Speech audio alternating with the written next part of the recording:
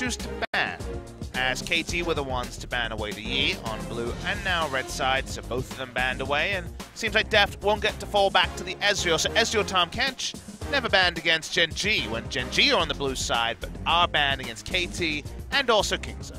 Well, Zoe's actually going to be banned away here by BBQ, not wanting that as the first pick option here for KT. Of course, Yukal, a great Zoe player, although he's suffered a loss this season on the champion. No roster changes for either side, yeah. So Ghost and Trick will maintain their spot. A Lulu ban on blue side, peculiar, but saying we'd like to first pick Swain, please. May we please have a Swain? Maybe a Camille, possible as well if they really want to go for a pick for their jungler, and Rush maybe on Nocturne even, as there is a couple of headaches to consider here for BBQ.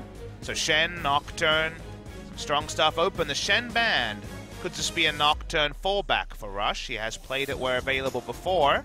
Yep, and that's going to be instantly locked in as well. The Shen ban, I think, is very curious because that would have given, you know, them the opportunity to potentially lock in. Just gasped when they saw the first round Aatrox, the Smeb. Oh man, and the double pick away here as well. I like the Swain takeaway because I know KT would have gone there. Now we're going to see the picks against it. While you do see KT rush with a Talia with Smite, you cannot take Smite, and of course they have a Nocturne. The Wolf is there, as Smeb saying, cool Aatrox, I'm going to go for the same champion matchup, but this time I'm on the Mundo side. Yep, and it's still looking really scary on the side of KT. We know that Yukal was basically a Talia one-trick before he entered into the LCK, so no slouch there as Tempt. He's going to lock away the Trundle here for Trick, so still a lot up in the air as far as flex picks and where things are going. The bottom lane Swain could happen again, or Tempt could be playing it. It's most likely that the Aatrox is towards the top side of the lane, the top side of the map, but who knows? Anything could really happen here. Jungle pathing's so important when you take Trundle against Nocturne, because if you're on the wrong side of the map, you really can't create too much, and then your ganking is usually very situational. Trick's been up and down on the ganking side. Some great plays on Skarner, which goes unpicked in this particular game, but wants to make the Trundle work, wants to use his Subjugate on Mundo. That's their strategy, to try to kill the Mundo. Yeah. Subjugate plus Aatrox 2 item could kill a Mundo, but if Nocturne is making the ganks and Trick's not being able to make the plays, it's going to be a pretty big struggle aside of BBQ. You see the Yasuo ban, they're saying, well, we could go Yasuo and have the synergy with the Trundle, even the Swain to some degree, but they will not be getting that. And another Marksman ban, 3 Marksman bans into KT. Yeah, does this mean BBQ possibly looking for something like a Mordekaiser on the bottom side of the map, not wanting to get answered, or do they just lock in the Tahm Kench and leave it all up to fate to see what KT are going to do and then counterpick, see whether they're going to put the Swain down there or in the mid lane? Fiddlestick's going to be the final ban here, and we'll find out what BBQ want to do next. I think they just want to see Deft on a non-marksman. Most of the meta marksmen are now banned, at least the ones with stronger laning phases that fit the meta. The first one he played this season was the Ashe, though, and it looked really good. The reason why your original question is about the Mordekaiser is, like, if you're going to see a Soraka ban in this instant, you'd make sense, because Soraka, of course, can be very strong against bruisers. It seems like BBQ want bruisers. So banning away Soraka, I would understand, but banning away Marksman is interesting given that Deft has moved away from them so much. Oh, Deft hovering, a pick that may be for him, in fact. Hey, that's true. Deft has certainly played it off meta in the bot lane in the past with Teleport, and now it's meta to do all of those things. You could at least close a meme loop if you were to win with it, but he might just go Mordekaiser anyway. Well, this kind of be BBQ getting what they want if he goes Mordekaiser. They're going to get it. But Marta can also go for the Alistar here as well, and the Mordekaiser Alistar lane has been pretty destructive. I personally want Pyke. Ornn is what I want.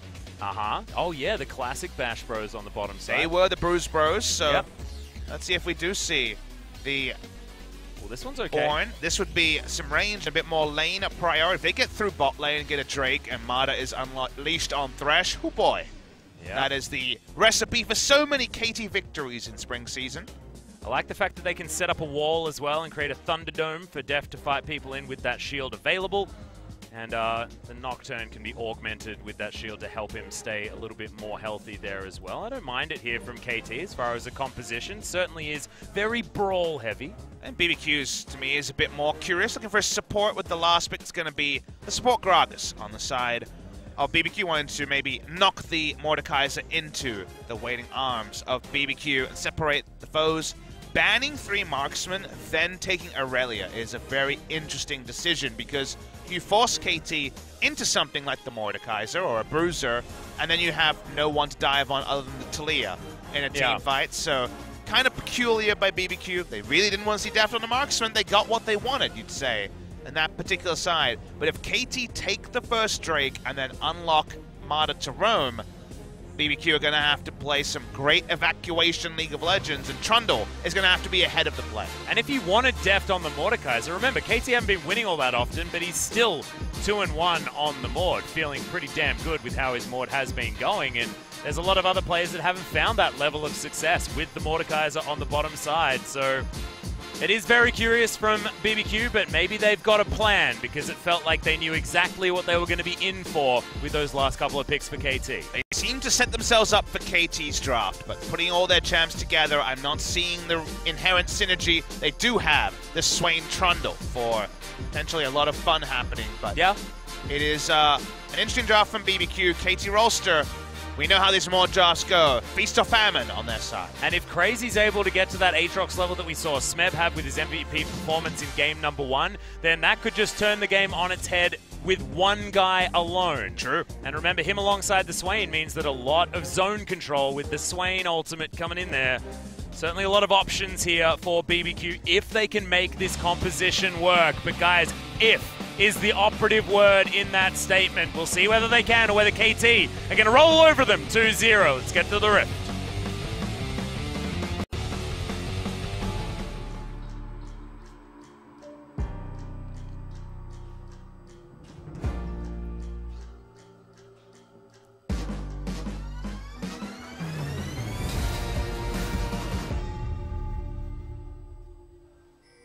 미니언 생성까지 30초.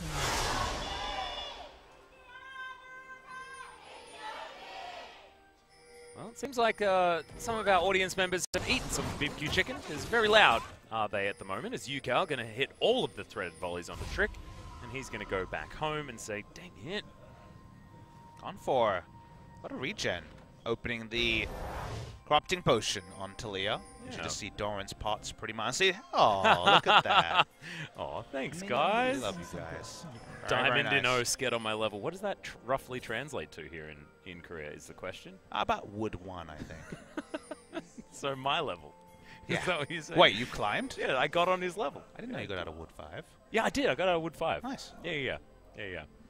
I'm Tin Can 7. Ah. Yeah, moving up. Is that what Riot's calling the new tiers they're adding? Yeah, they needed to add them for me. I asked them for it.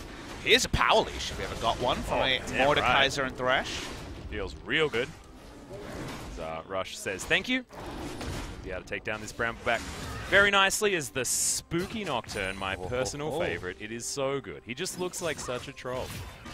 It's amazing. And he's against an actual troll. So fitting. Beautiful. Smeb also going to go TPA for the Gonk. Remember, he chose the reverse matchup, so we're definitely excited to see him make things happen. There's a lot of ways for Swain to get value in the bot side. If the pillar comes in, Trundle and Swain we know about. That was the OP duo in the mid and jungle in spring season. Remember that Gragas Body Slam will also proc the Swain passive as well, so even just in the lane that can happen, and we don't even need to introduce the explosive cask on that side, so a lot of fun interactions for Swain to profit off. As levels go up, I mean, the Mordekaiser is going to be very happy to have a lot of extra CC available to him with Marta. As Yukal bullying a little. Being a big jerk doesn't have to deal with a wave clear advantage for the Aurelia like you do for most new Taliyah matchups, is Ignar. Wanting to try and steal away this Rift Scuttler, but it is going to go over to Deft quite nicely. They're going to get a speed boost as well, maybe close in on the Gragas-esque. Could have said Esquire. That's what the skin's name is. I'm going to call it what the skin's name is, Papa. You're always about just being... Oh! The cannon minion was missed. Sorry, I was tilted by that. Yeah, I'm tilted by that as well. Yeah, BBQ always disappointing. Let's see if BBQ can pull off the Swain laning phase as well as we saw the side of KT doing it. I think this is actually tricky again, we're at the how many games of Swain bot lane have you played, and how many in this matchup? Maybe 0. Yeah, Deft was actually very impressive on the Swain in the laning phase, as you remember, everyone at home, against the Varus as well, with double ranged. This could potentially be easier for the Swain against the Mordekaiser, who's very melee. KT just won so many games in spring season from Deft and Mata styling on people in the duo lane. They were outstanding 2v2. 4JJ and Ruler had a rough season. A lot of other lanes, they're playing Gorilla with their usual reliable selves, but certainly weren't overtaking games. But how many times do we see Kalista Thresh, Caitlyn Thresh, turret goes down, Mata hits 3 MVP hooks and the game ends? It happens so many times. Oh, Pillar is actually going to come in here as Smeb. He's going to move over, looking for the flash over the wall, gets it. But that is definitely going to be flash over to BBQ and a successful gank for Trick. Recall was started, but very nice. Pillar behind. Well played, and they get the flash. While this Mundo is still very easy to gank. Again, things different now for Deft and Mata as they're refusing to copy Core JJ and Ruler and stick with the marksman. And that's why, to me, they've been a little bit less predictable in how they open the games. Very sad as another cannon creep does go by the wayside, but KT still ahead in gold. Too worried about that on the side of Smeb. Has teleport still, but no flash means that we may see Trick make his way up towards the top side yet again. Yukao playing patient here. Deft's going to have a big item advantage because Ghost has to go into Rod of Ages, and Deft is going to build a Banner of Command, and it'll take a while for BBQ to clear that one out. In terms of push pressure in bot lane, the Rod of Ages building Ghost is going to be heavily answered by Deft, but there is, we should mention, the minion dematerializers he can hold on to. Yeah. We'll have to use those. The reason why I wanted to point out that pushing advantage was because, well, it's all about getting that first Drake, so being able to put down a Banner of Command and then take Drake would be a big lead for the side of KT. The minion dematerializer is a nice little choice here from Ghost to slow down that strategy. Yeah. Well, going to hold on to 5 charges for the moment. He's going to go back home, and we'll see whether he teleports back to this lane. Would make some sense, as you can see, Deft and Mata shoving. This Trick might be in a little bit of trouble, but does set himself down some ground. Some icy ground this time instead of some filthy ground like it used to be. He's going to make his way safely back into his jungle. Rush close to 6 already, has about a half-level lead onto the Trundle, but had no camps to take, so slowed down in that particular endeavor. In the top side, seeing a Smeb in the reverse matchup, also using TPA and Mundo, can find some success and vindicate my assertion. This was a skill matchup and a timing matchup, more so than just Aatrox presses his W and R and runs at the enemy. And last time around, it was Smeb struggling quite a bit in the earlier stage of the game on the Aatrox, and getting a difficult back timing, but this time it is a really nice Tiamat pickup here for Crazy. He was ahead in farm and didn't have to teleport to get back to the lane. What happens when you have a Nocturne jungle on the side of the Mundo? Makes sense. Not going to be too helpful in influencing the lane. Rush going to pick up 6 from the red buff, just as it spawns. Yeah, really good timing as well. Remember, he was sitting up on the spawn of the Rift Scuttler as well, so this guy's been power farming. Double control ward bot side and level 6 Nocturne. They spawn... They ping the spawn of the blue buff. So what this all means for the Drake, as there is that level lead and the ultimate available to Rush. And the ultimate available for Deft as well, considering the fact that Mordekaiser does do pretty well when it comes to getting towards level 6. One control ward is obviously very conspicuous onto the actual Ocean Drake. The other one is there. They can collapse very quickly with Thresh, Nocturne, and Talia. Speaking of the 3. Yep, Tempt is going to give away the fact that he was going over towards the blue buff, but it's going to be Trick that locks that one down for himself. Weaver's Walk could be used to try to deny people here. Yeah, and Hook is actually going to go wide here as well. So KT actually breaking off this one because they know Rush cannot tank this for very long. Ultimate does come in as Deft. He gets tagged by it as well. Another stun, but BBQ not going to opt in for it. Teleport came in from Crazy, but was held onto by Smeb, as now the Dragon looking to be taken by BBQ. Taking a lot of damage as Weaver's Wall comes down. Oh, the steal not going to be in there for Rush, who's now by himself. But see you later, Gragas, and the ultimate comes down from Deft. It's now a 6 versus 4 as KT moving towards the bottom lane. Good stun is going to stop that aggression by BBQ. Can they get any more, KT? They only get a single kill. Weaver's Wall used to slow down to get the full zoom fat on man. Gragas. I like it. For some reason, I like to think of the Gragas Esquire Ghost as like the executor of his will. Because he's a very classy man with a lot of money. I'm going to watch the replay. The Weaver's Wall was, I assume, used onto just Aatrox because the call was this Dark Flight was on cooldown. Because otherwise, obviously, he would just jumped over it with a Dark Flight. Yeah, true. It wasn't up. They're able to get a lot of turret damage on this, but because of the timing, there is no manner of command available, as you're still laughing about. No, sorry, the Never move made it look like the Gragas Ghost did a body slam, which was kind of awesome. That's great. They're getting a lot of damage on this turret. Maybe the Banner of Command will be able to at least draw out some of the minion dematerializers. Smebs goes back top side with no items, and because of the no items, Trick's interesting. Smeb thankfully does have a stopwatch to try and save himself. Darkflight not going to get the knock up here as Crazy does have the passive.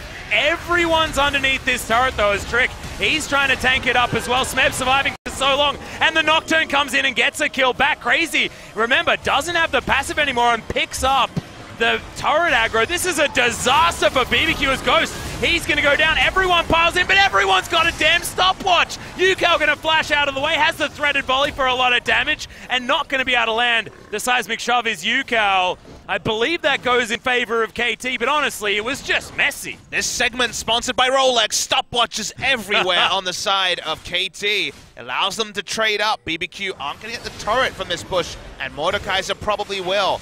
Ghost packed up and left. Lots of resources used by the side of BBQ, but it just gives more farm and a turret lead to KT. Yeah, take us through the strategy here. Is it use your timepiece, Papa? It is, but I think Smeb buys an immense amount of time with the fast footwork, especially because eventually 4 people are here to try to take him down. We've got the picture-in-picture of the turret going down. One timepiece used by Ghost. They turn on to Rush. This is just so much bling, Atlas. It's needless bling. Right?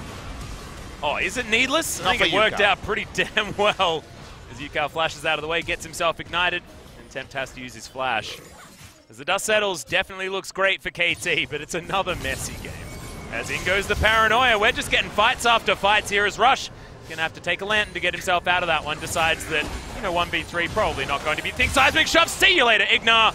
And Rush is even going to get that kill. Actually missed the Dustbringer because he used it too early on the first ultimate. Second time around, that was a stationary target. Well hit by Rush. Pogchamp for that. Yeah. Gonna take the Scuttle Crab off the back of it, get some control over the Rift Herald, and this game is starting to snowball away from BBQ. That's why we've seen Nocturne bans all day long as well. Once that Paranoia gets online, if you're successful with your first 1 or 2, damn, the game looks easy for the team with the Nocturne.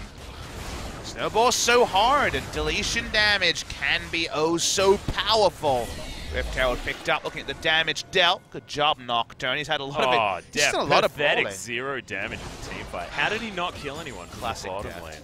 Classic death. He must have face-checked the bottom lane instead of being at the fight. Did he teleport? Yeah, probably. You wouldn't know it, but we really do rate Deft as a legend of the bot lane. In fact, both of us have been commentating Deft for a very long time before you or I even left to be here in Korea. Back in the LPL days of 2015. We have been EDG fans with Deft as a member of the team as well, but even over on Samsung Blue for Deft. To be clear, if you didn't see it, Deft was bot lane. He was bot lane pushing it. He wasn't really, he was out of range of damage. He was. Alright, Marta going to find a hook here as the box goes down. There's the ultimate. Trick is going to probably help take the mid lane turret if he falls, and he is going to. Trundle Ghost now to be taken behind this turret, and Shelly's even here. My god, there's everyone piling in. That's 7 members of KT. Feels like they're cheating as they're looking to try and take this one down. No, it's not 7 because Smeb, he's still top lane. 6 is still way too many, but Yukao is going to make it even there in the mid, and Crazy does have to get the hell out. Doesn't have the passive stacked up, and that's 2 turrets for almost nothing. Threaded volley, lots of damage onto Crazy, but look at this, KT. Trundle's coming. Where is this guy going to go? Crazy's trying to fight back, and Smeb, he's in trouble. He's just going to die. Really nice job from Crazy, knowing that the whole cavalcade, the onslaught of KT members is up here. Yukao grabs the kill in the end, but 1 for 1. You'll take it as Crazy. Well, they get the kill. They got double kill on turrets in the mid lane, which is a massive lead. Packing up with Thresh and leaving lane. A KT special. Works really well for them. Rush is overstayed here. Trick looking for another pillar. Lantern's on cooldown. Vision of Empire is just going to give Rush a little bit more as the ultimate flies through, but not exactly the greatest positioning there as Paranoia. He has to turn it around. Oh! He might even do it as he survives for so long, but no, not going to be the opportunity. It's the passive coming in to keep the Gragas alive as in goes Tempt. Going to get himself a stun, but another Lantern ride helps him get his way out of there. Okay, BBQ will be gifted with this outer turret, and KT, man, that was some just ridiculous stuff on the top side of the map, and honestly, some more sloppy play. Gifted is definitely a good operative word, because Smeb and Yukal decided to conspire to lose one in a scenario where that shouldn't have been possible. Yukal didn't want to take turret aggro and then took it and couldn't really do much, so it just ended up being Aatrox straight up killing the Mundo. Peculiar choice by KT. In the end, they stick a big lead, because they did get double turret in the mid. After unlocking Thresh to get the sick hook, they back away, Cloud Drake's up, they rush towards that, and KT will say, well, no one saw that, let's just get our next objective. Yeah, and Yukal going to easily be able to take away the blue buff. Not allowed to have smite, but hell, you still do a lot of damage to neutral minions with that threaded volley. This is the Rush special build on Nocturne, the very early Guardian Angel. Yeah, the Guardian Angel second. Given some of his choice of Nocturne ultimates, I'm thinking of the one where he tried to throw the game going into the enemy base, the 30 IQ use of the Nocturne ultimate. Yeah. It does give him some I'll just engage options. I like it. OGN has a video series where they're talking about some of the lowlights of the season, or the amusing moments of the seasons, and they had the comms from that. And let's just say the communication was a little bit off. In fact, there's a lot of players that would certainly be featured in that particular video in this game. It's been a season, Alice. That was too early for crazy super play on Camille. Good God. It's potentially the last game of the night, guys. So remember, Def does have insane Drake micro. Oh, I know his Drake micro is amazing, and you need it with how incredibly buggy Look at this in general. Look at that Drake stutter go. step. Did you see the stutter step? Yeah, I know. This guy attack moves. He's attack moving. This is how he can still be an AD carry. He's attack damage dragon right now. Is Deft, and they're going to try and get some work done, but the dragon is going to fall. The box was utilized there to make sure that Deft could keep microing the dragon. Some mind games come in, but Deft not going to be stunned. I like to think it's an alpha use of the box of like, I don't even need this. Yeah. I don't know, just sets up the walls. He's like, Deft, I'm going to put you in this baby cage. Stop microing that dragon so much. Oh, dear. No one's coming away excited from this game if they're KT fans. Which is good. It's exactly what KT wants. Never get excited, guys. That is rule number one. Well, but Rush has his Guardian Angel, oh, Cower in Fear. Total damage dealt this game. A lot of Duskbringers, so no surprise that Nocturne is high. Didn't really see all the Talia damage, but 5 times as much as the Aurelia is pretty good. Yeah. 5 times as much is good, isn't Papa? Yeah. Thank you very much for that analysis. As Yukal even able to take down minion waves, as it turns out. Tempt finally able to grab his Trinity Force. 16 minutes isn't awful for a 0-0 Aurelia. 0-0-0 Aurelia. 3-0-2 for the Talia. I'm going to put this out there. If you're 0-0-0 and your enemy is 3-0-2 and you're down 17 CS, that's pretty bad. He's still got a Trinity Force, though. Yeah, but he hasn't done anything. And his opponent has done all of the things. Yeah, but... It's BBQ. Aurelia. I'm just trying to say good things, and it's really hard, Papa. No, but it's Aurelia, the champion who was picked after they banned all the AD carries. And now there's no one really to dive except Yukal, but apparently that didn't happen. Are you saying that the life of a BBQ player is a sad one? Is that what you're saying? Because, yes, we know that. Yeah. Maybe less Aurelia for every team in the league. Yeah, that's probably a good idea. Viper played pretty well on his, though, as BBQ opt out of this option. Paranoia is going to get KT into the fight. Surprise! There's more kills to be had here on the top side of the map for KT, but no, they opt out of it. They grab Ghost's ultimate, and they're going to trade it for the Paranoia. Odd. Confusing. Getting this way, an ultimate down is pretty big for KT. Smeb says, well, I want to build some more Giants belts, and stays in the mid lane. They got the banner of command. They'll start to push in. Wave clear on the side of BBQ. Horrendous. Yeah. Outside of Swain being able to hit the minion wave, and credit to him, he's able to. Def using the shield on Rush means that kind of wanted him to go in, but not going to be the case. Is Mata going to take himself down the control ward? Smeb cheating up here, but it's not going to be the hook landing there from Mata, and the barrels aren't going to be hurting. It's not like an AP Gragas or anything like that, as Ignar a little bit starved this game. is a big pick. Green Solar Cooler. Teams have considered it, but the Gragas support hasn't hit its stride, you'd say, in the LCK yet. It's actually really good against Thresh, because if you get hooked, you just body slam ult him and kill the Thresh. In lane, we're talking about. Yeah. Mundo decides not to walk straight through Crazy, who is working towards the Rage Blade. He hasn't gone for the Executioner's Calling, though, so there will be a race between consistent damage from the Rage Blade and healing from the Mundo. Yeah, very standard going for this 2-item spike here for the Aatrox, though, and I like that idea. Not necessarily playing for the lane, but playing for the ultimate power that you can get with the Aatrox. Balmy Cinder, good pickup, though, against Aatrox, who does try to lifesteal tank and gets to crazy amounts of lifesteal when you have the Bloodthirst. Oh, the Bramble Vest. Yeah, Bramble Vest, sorry, yes. For the, especially against the Rage Blade amped Bloodthirst healing, it is very strong. Like that one a lot. Deft. He's looking to keep pushing things forward. Swain versus Mordekaiser. Oh, a lane of the ages.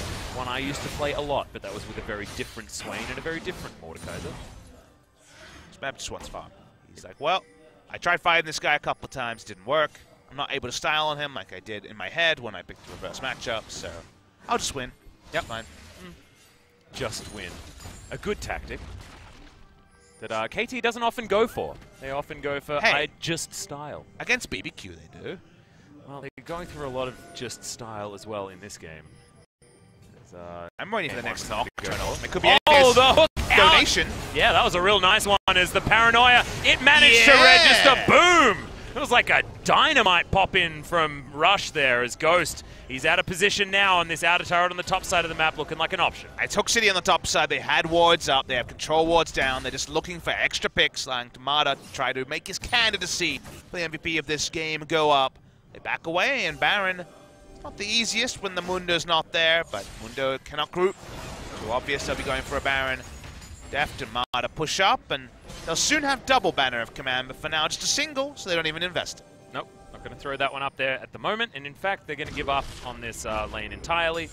Looking for this mid lane, and where is the next place for KT to attack? Because right now it looks like they're grabbing picks, but picks don't mean a whole lot if it doesn't mean getting something more.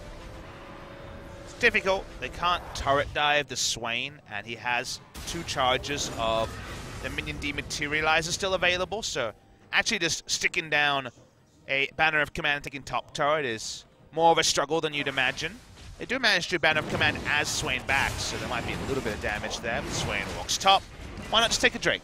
If you can just monopolize the Drakes, you're feeling pretty good, and while it's 1-to-1, get this Drake, try to make something happen around the map. That's the KT way to move forward. Yeah, and double Cloud Drake is beautiful for this comp. In fact, everyone just loves going faster.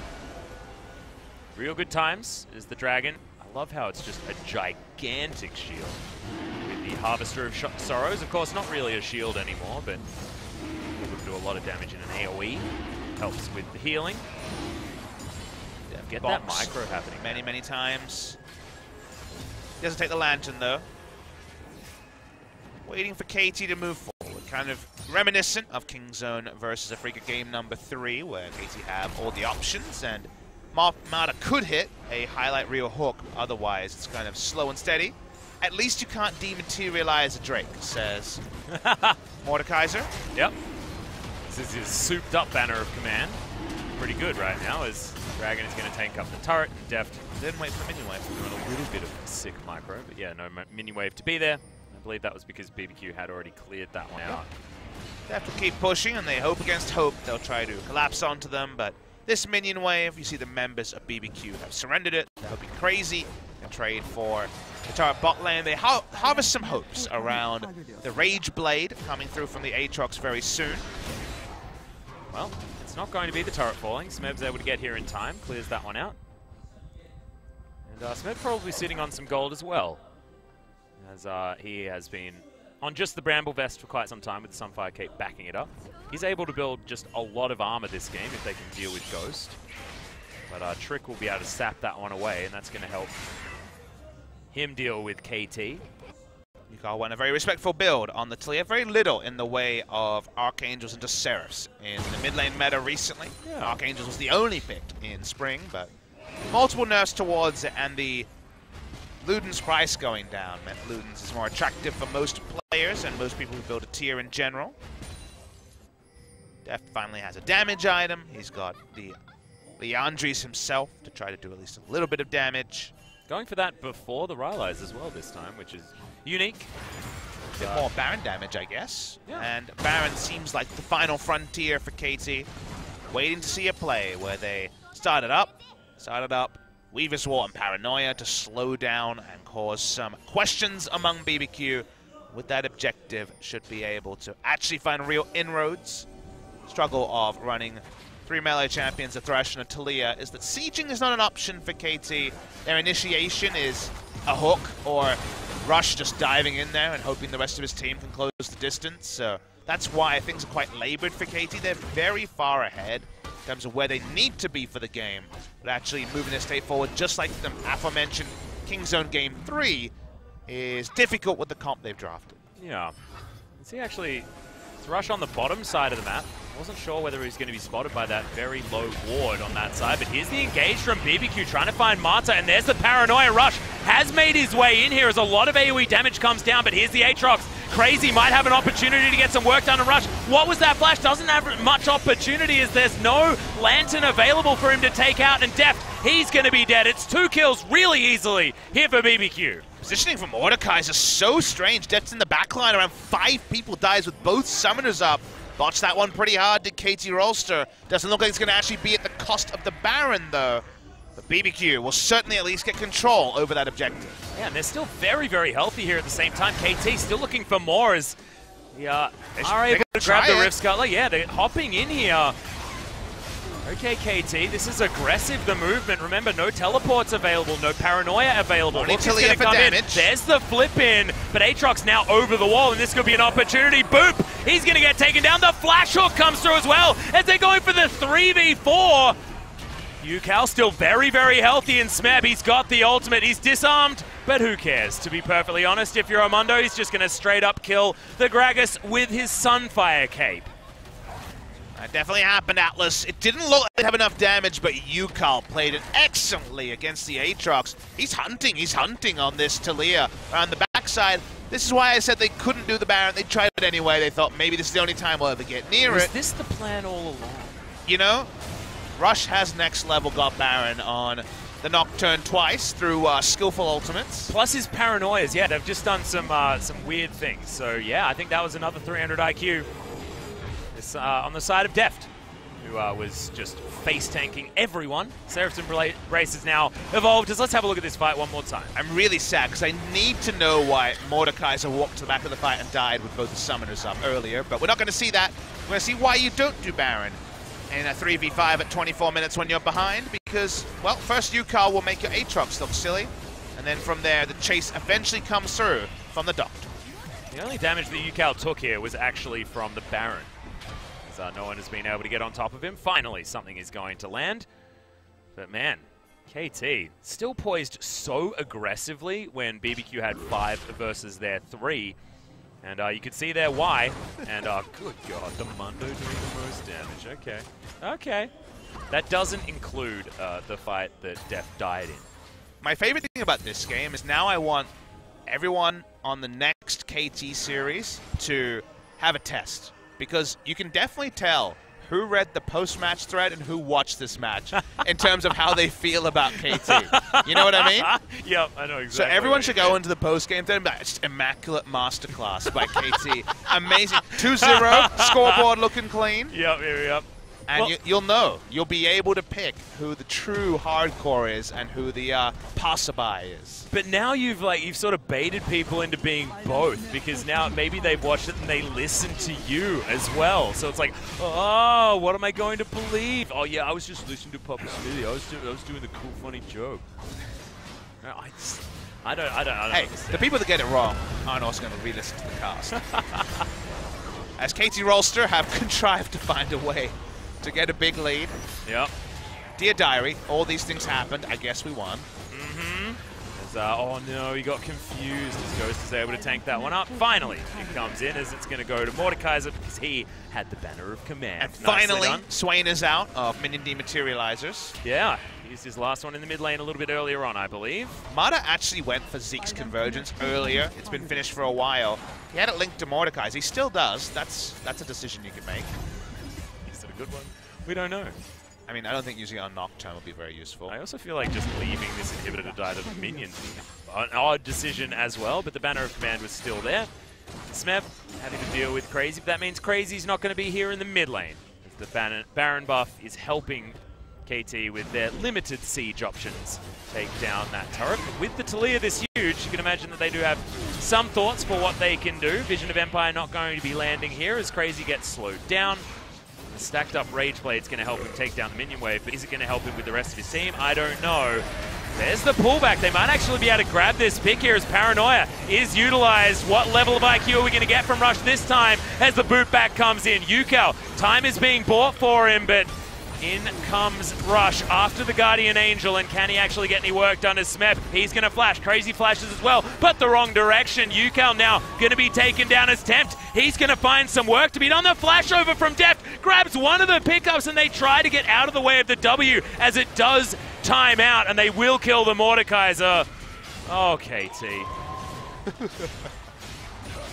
Oh, that was a very KT team fight right there. Oh no. The moment you said what level of IQ ultimate will we see, the answer came in riveting. It was about a 55 on this time by Rush. Wasn't full 30, but oh boy.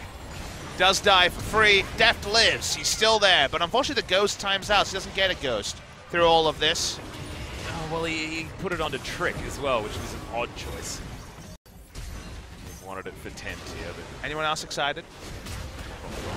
Someone must be, because awful things are happening to KT right now. They're going to lose a Drake, which sucks when you have the Mordekaiser. Elder spawning might be some way to fight around, but all those things happened as we kind of just giggled around them. What else are you going to do, though? 8,000 gold is still the lead here for KT. Again, tiers are always an option. Yep. Oh, man.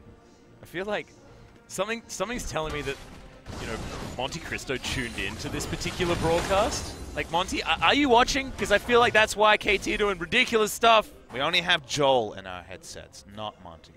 Yeah, calling out. If he's watching, he heard me. Joel's still here as well, and there was definite sadness in his voice. All right, KT, let's try just sticking everyone mid. You got some banners, you got some things you could do. Taliyah did a lot of damage, but unfortunately didn't have a Mundo. Speaking of Mundos. Yep, they're going to engage right on top of Smeb as well. Uses the Gargoyle Snowplate. That's going to keep him alive as the Sadism is going to tick his health bar up as Crazy. Down to the passive now, but the ultimate comes in from Tempt. We've got Paranoia now as well as Nocturne. Just not making his way into this team fight at all. Marta going to have to flash to get out of the way, and BBQ team fighting like lords towards the end of this game. Swain's punishing the melee so hard. Do they have the damage to kill a frontliner? They certainly seem to have the damage inside of BBQ to kill the Mundo. The super minions pushing in the base. BBQ, no Baron to take, no Elder to take, but a mid lane outer turret will be the start of something. And the comeback from BBQ that wasn't looking likely from a huge gold deficit is starting to brew. It is. And as they claw this gold lead back, 6,000 is now the mark, and that's practically nothing. KT really got to pull themselves back into this game. Smeb, he's huge. I mean, he's a Mundo. He's happy to go wherever he wants, but Subjugate is there. Crazy is there for so much damage. He's got an Executioner's Calling as well now, and Hysteric's Gauge. This Aatrox is going to be disgusting. How are they going to deal with it? I'm not entirely sure. Strong play around Baron and Elder, I think, is their best move in this particular game. If you come into them, they have some options. If Swain is having to use his ult to get to a fight, if he has to use their stuff in the wrong order, it can become a problem for BBQ. But KT need to kill the first person. They actually need to burst someone down. They don't have the highest amount of damage, but if they can layer it into someone, get a clone, get a ghost, that would be the beginning there. I'm talking about the Mordekaiser ghost, not the player. Yeah. He's going to be very tricky to keep down, but now there's GA. The zone has been there a while. Killing one person is not a trivial thing, and it probably has to be Trundle or Gragas. Well, Trick very close to getting hooked there. Did have the Merc Treads to help him get out of that with the tenacity, but boy, could have been cast curse right there for BBQ. KT unable to find these picks. They do want to start the fight off by killing one person. They can do that. They get 6v4. Things feel great. Trundle is up. Yeah, once again going to be another option as he does get stunned. They're just trying to buy space to get vision control around the Baron. It's calm, collected here from BBQ. It's good from BBQ. They had this timing where they can walk up because the super minions hadn't crashed into the base. And speaking of super minions, they're going to be abated for a while. The inhibitor has respawned on the top side. BBQ have closed the gold gap. 5,000 this late into the game means very little. Crazy himself, if he's free autoing, he's going to be doing an insane amount of damage. Banner of command from the Mordekaiser at the cost of a lot of damage from the bot lane. Elder soon to spawn. Baron soon to spawn. Def's actually going to just go for a drive-by promote. Go back to top side. And now it's all about Baron control because for now, KT finding it hard to walk up and BBQ clearing the pit. Yeah, Def didn't have teleport or anything like that as well. Could have been an opportunity for BBQ to pull the trigger on that Baron buff also. Now KT running out of options as they clear out this mid lane. And it feels like BBQ after those two teamfight wins, one after the other. How are they going to win this game? There it is, bannered minion going to die. It's going to help with the push, but a much slower one because the minion itself died. Yeah. Slowly on the bot side, the inhibitor difficult to return to, and KT finding value out of some of these champions in a true 5v5 will be a struggle. Thresh falls away in the 5v5. The Zeke's Convergence doesn't have a obvious user, I guess Nocturne perhaps, but Nocturne diving into Aurelia Trundle, Aatrox Swain is a pretty bad time. Yeah. So actually finding a way to get that first kill or even increase their game state. It's going to get a second banner of command on the side of Thresh. Mundo may slowly die, but as he slowly dies, we've already seen KT fail to find a way to truly capitalize. Yeah. Just a bit of a worry. BBQ are going to start off this Baron, and remember, this is extraordinarily fast. Pings come in as there's the Weaver's Wall. They don't have the blue trinket up. They have to check it with the Weaver's Wall. That will spot what's going on. Is now a little bit out of position as Smeb. He's going to wander his way forward. Paranoia available. Can Rush get into the pit? Can he steal this Baron? He does! As Rush gets out as well with the Lantern. The hooks are going to land as well, and Trick, he's going to go down very quickly. I'm not sure whether the ultimate was there, as there's a lot of AoE damage flying through the middle of this fight as Deft seems unkillable right now. Mata trying to do what he can, but look, BBQ still have so much damage available. Deft grabs himself, the double is crazy. He's going to be fighting the Mord, but my god, the damage out of Deft is repugnant, and Smeb's just chasing after Tempt. This could just be the end of the game as Deft a little bit upset about how slow he walks. Two people still alive, but Rush makes the big steal. Can they get onto Tempt? He's turning. Yep, the flash is going to come down there. Mata should fall down, and he does as Smeb just cannot kill this guy quickly enough. The Ionian Ferv is stacked, but it doesn't matter. He still goes to the Death Chamber,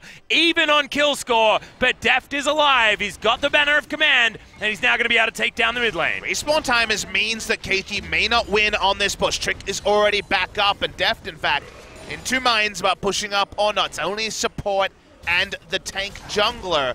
He'll back away, but the Baron was clutch from Rush. Oh, beautiful stuff. BBQ roll the dice here. I feel like because they won the last few fights, they didn't need to finish it. They choose to finish. Flash in, the paranoia to stop him being ulted away earlier.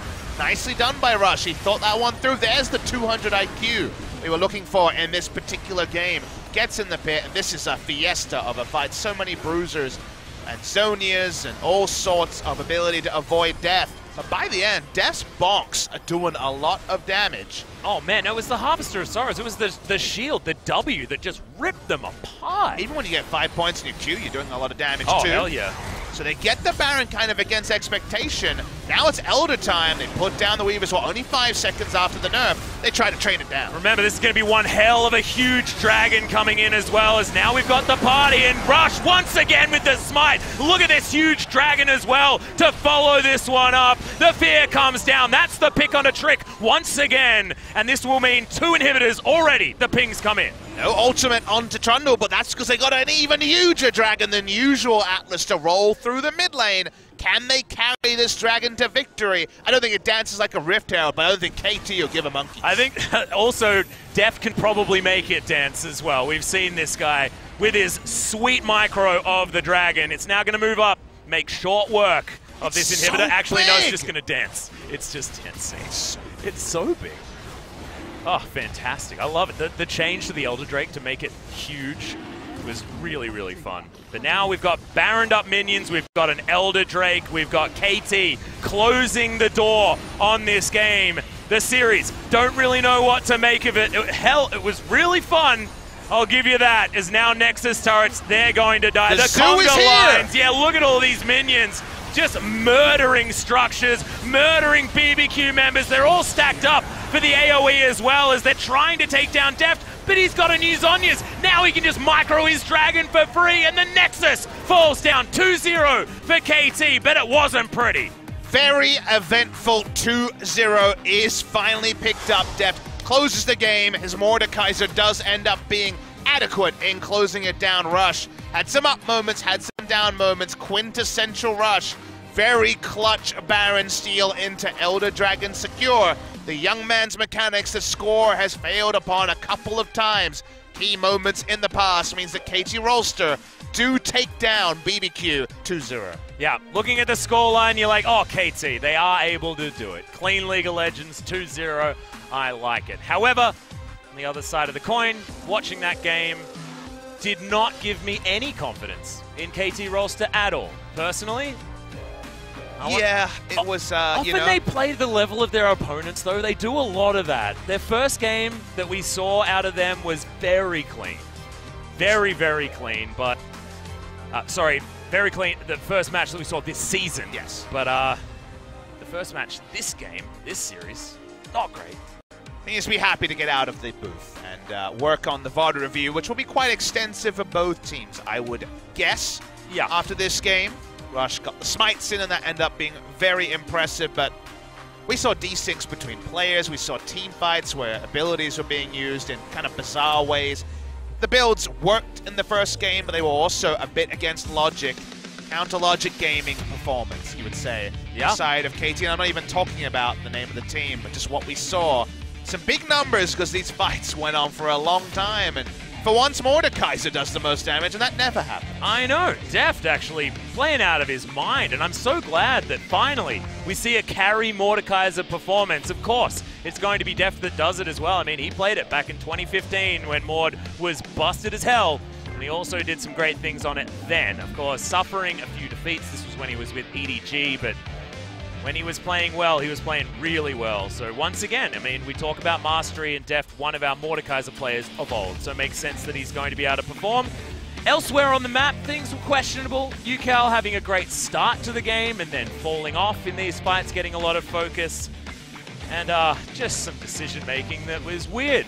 Out of KT, weird. Out of BBQ, it's a weird and wonderful time. I had a great time personally watching it, but it was a cacophony of weird stuff. In match number 20, best of 3, number 20, KT Rolster 2-0'd BBQ. The asterisk is either massive or very small, and you want to just look over it. Yeah. Depending on which team you are, as Mada will pick up the MVP. Hook City was enacted for a lot of the mid-game, and that's when KT did a lot of the heavy lifting. By the end, it turned into a bit of a fiesta. I also feel like, you know, that Baron deny that he picked up as well was a really huge turning point, so I can understand why he would pick up this MVP. I personally thought Deft making the Mordekaiser look like a carry was a really nice one, and you've also got Rush having some great moments, being able to pick this one up with just crushing the fat man into the ground. But this hook was beautiful. Chaining it into the seismic shove was also really nice. Had the ignite to make sure that the Aatrox was dead, and then hook after hook in this moment. Really was the Mada show. So yeah, I guess deserved. Sure, absolutely. There's definitely a lot of people you could have considered here. Deft had a pretty good game on the Mordekaiser, and also had the flank where he died with Summoners up. Rush could have just won the MVP for getting 2 smites. We've had people win MVPs for less in the past, and in the clutch, Rush was able to get down those smites. Immense amount of gameplay there.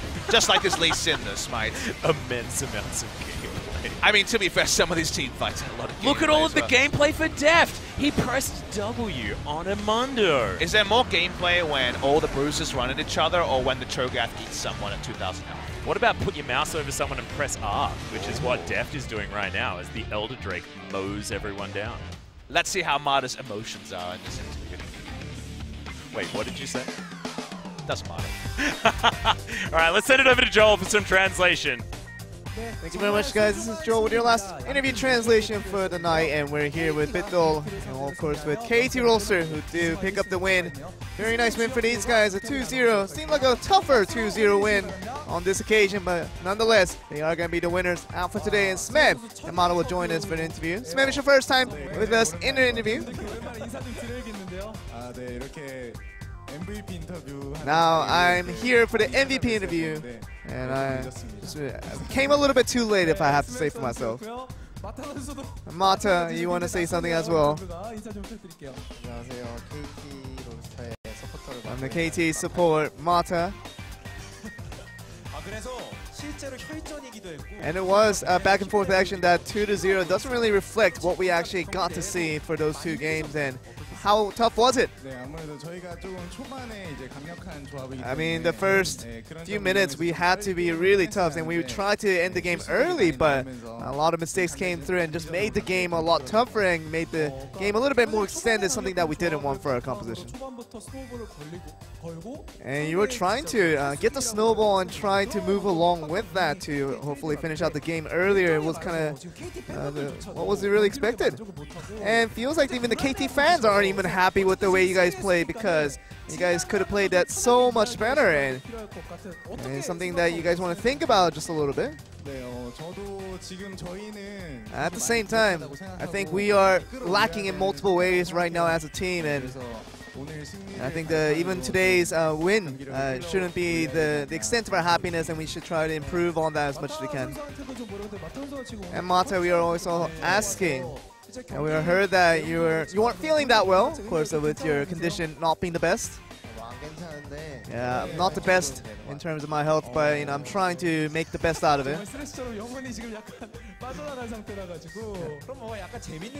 And just another fun side story is that, and Deft was kind of being suggested to be playing the typical ADCs instead of playing the more meta champs out there. But Mata, what do you think about that as the forever partner in crime? I mean, for me personally, I think it's better to play the typical ADCs, but situationally, we're in this circumstance where it's a little bit better to play the meta ADCs, so definitely would not mind him there. And just extending on to that, we were talking about the second game, because you actually chose your skin with the Samsung white skin back in the day, and did you feel like you were given that command by somebody else? I think I'm lacking confidence nowadays. I think something, and I saw Tusin use my skin and did pretty well with it, so I was trying to get that good luck charm on my hands. Yeah, I wanted to just receive the energy from Tusin. Let's talk about the games just a little bit, and something that was interesting was that Mundo was kind of the big pick, and we thought that there was not really a big counter against it, but what do you think about Aatrox going up against the Mundo? I think that Aatrox is a little bit stronger than the Mundo. Is that Mundo is just a little weaker when it comes to dives, and Aatrox can make the best advantage of it because you can just go back and forth and taking the damage and putting out the damage yourself. So it's a little bit better champion, I think. Let's look at some of the highlights here. This was you talking about exactly what you were referring to. The big pressure being put on Mundo, not much you can do there. And you really just showed a huge power drop already. How do you feel like you were strong enough to make that aggressive of a dive in? Our composition was all about diving in and making initiations, and we relied on each other to make the right plays at the right time, and we knew that once we went in, once we had a good angle on their opponents, and then we knew we were going to get the kills there. And Aatrox, item choices, also the rune choices, have been a little bit questionable from your part, Smeb. And we actually saw you going with whether the Trinity Force comes before the Guinsu, and just the other way around. It's going to be the differing opinions on things, but anything you want to say on that? I think Triforce, I mean, Grinsu is strong, but utility-wise, I think it lacks quite a bit. So, in order to work with the cooldown reduction, also with a bunch of other stats as well, I think Triforce is just a better all-arounded item. And talk about the minion dematerializer, and that's always been there as well. You just want to keep that pushing lane as well, because you don't want to get pushed by a Mundo if you're trying to win that lane. Of course, it seems like a more specific oriented picks there with the items, and also with the runes as well. I also get to ask you about Thresh, Mata. Thresh, Kalista, and we were trying to talk about picks that would really push out the lane quite heavily. And is this something that you guys prefer, or is this something that you guys have for a different reason? I mean, from the early parts of the season, we were just kind of wondering what to play, because there was a lot of question marks in the air. And we were trying different things, and we were trying to get some answers along the way, and we were trying to go with the typical ADCs, but I tried to go with other things, and now try the typical meta ADCs, and now we're getting a better results out of it, so we're kind of trying to stick with that. Of course, with KTT having a hard time from the beginning of the season, now doing a little bit better. What is the communication between you guys and the coaches as you guys see the results? I mean, there definitely are lots of topics that are being discussed between the players and the coaches. And we're trying to just stay in sync and trying to move along the same direction. That's the most important thing for us. And you guys are trying your best to get back in line and to get back in form. And of course, Mata, having a tough time conditionally, and you're trying to see what you can do on these days out. These hooks came in left and right. It really was. All these hooks connecting. It just showed great cutoff from the perspective of your opponents, who just couldn't get their plays going. And did you feel that the certainty that you guys would have stopped this Baron rush? We thought that, if we rushed them pretty hard, then there would be no way for them to take the Baron, so we were pretty confident in that play. And we saw Rush taking that really nice steal from the Baron. And what was that? Kind of the big cheerful and going in for that. Yeah, Rush is good at weird things, and something he can't do the normal things right, but he does the weird things right, and that's just something we know about Rush, and we just appreciate about that as well.